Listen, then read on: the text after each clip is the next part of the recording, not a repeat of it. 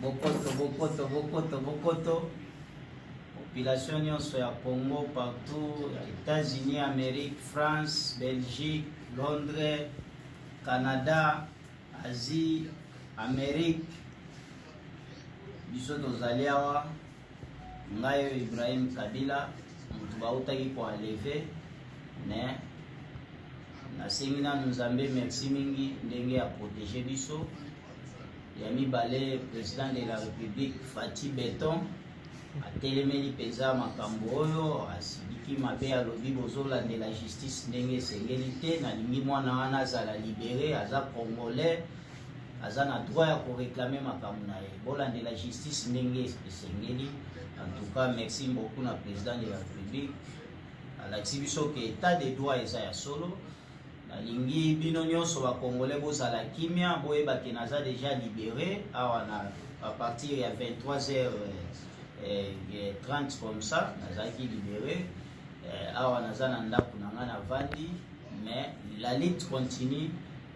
Kombo ya mzee kokufa te, kombo ya mzee kotikala seseko biso toza bana na mzee eza ya lokuta te eza ya solo et puis to continuer toujours ko réclamer mort ya papa na biso justice esalema et puis ndenge toza boye oyo amoni ke aza mwana na mzee eswe aye tosali test ADN tosali et puis toyebi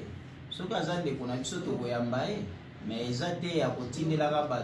batu na nzela o bokende tozokende na okinga kati bokenanga kinga kati kosalani.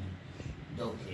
nalobi bokende na nga na justice nde ezalaki chance bandeko na biso ya wewa bazalaki wana batuni likambo nini na babi bana mboka nga naza ndeko na bino congolais. En tout cas coup de chapeau na bana kawewa nyonso ya Kinshasa, coup de chapeau na babi naza ndeko na bino congolais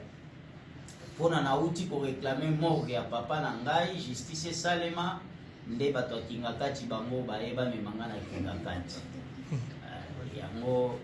Nzambe asalisaki mingi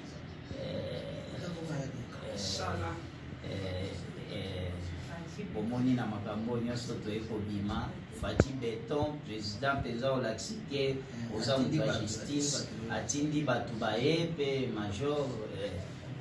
baye kolongola nga na basala oyo la police.